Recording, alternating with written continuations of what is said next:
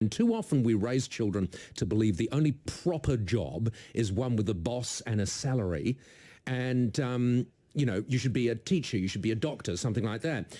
Overlooking what could be the best jobs in the world, working for yourself. Joining me now, Laurel McClay, career expert. Laurel, good morning. Good morning, Paul. It's true, isn't it? There is nothing like broadening a child's vision than giving them the ability to truly take control of their lives.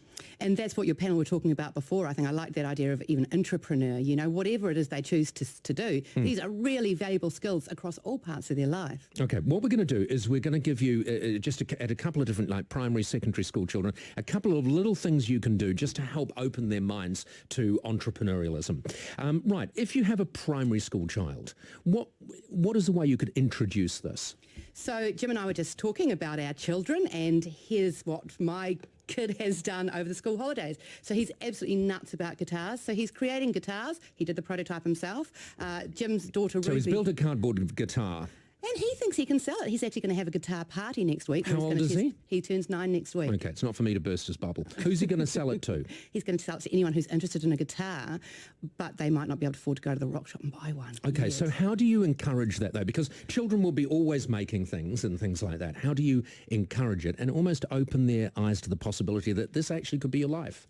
Well, I think it's about having role models. So if they can meet people who are doing it themselves, that's great. But it's also about getting the right market. Standing outside your front gate. Have you seen some people actually cross the road when they see a lemonade stall out in front? I always do. See, because I don't want to disappoint children. Will you buy my glass of lemonade? Oh, I just don't want to. But why wouldn't you just spend $2? I just don't want to. I don't have the money. I don't want to. Go inside. You're blocking the pavement. Or just go to somewhere like one of the car markets. Go to one of the little boot sales. There's things around where people can actually attract attention, and they will. Look, I think they've also got to learn resilience and Laurel, failure. I've got to interrupt you. Go Do you know, I remember that one of the most nightmarish parenting things I ever did was when my darling daughters went to the bottom of a drive. We lived in a street in rural, no one passed the house. They went to the bottom of the drive with some bloody stall for some bloody piece of rubbish, and they sat there all day, no one passed, and I thought, what can you do? They learn resilience. It's like torture.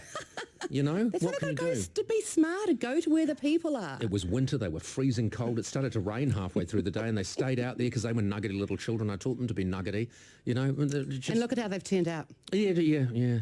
Maybe that's why. All right, so for primary school children, do talk to them about those possibilities. Now, I know that one of the things your children want to do, so they came to you and said, we've had this great idea. We want to tie rocks to the end of sticks and sell homemade hammers. Oh, no, you're going to bring that one up. Yes, this son of mine thought it was a really good idea to get a rock. I think it's far too much Minecraft. Do you know what? To be better than the guitar. And we just had to gently tell him that probably selling weapons wasn't the best foray into entrepreneurship. Well, not in this country at the moment. Okay, so talk to children about it. Secondary school age children, what do you do?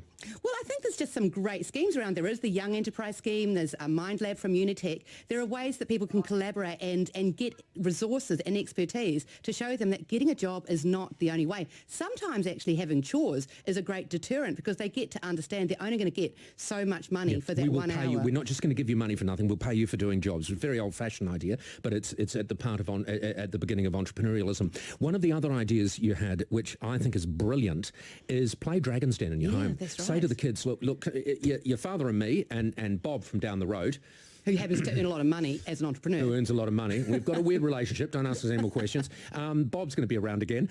Present your ideas. Sell us some ideas. That's a great idea for a game with kids. Well, do you know that children who have entrepreneurial parents are twice as likely to become entrepreneurs themselves? So if you don't have that skill yourself, get someone involved and just make a game. This is the whole thing. It's got to be playful. And let's get them set up on doing pitches because that gets you clarity on your idea real quick. Okay, and there's one thing I want to touch on before you go.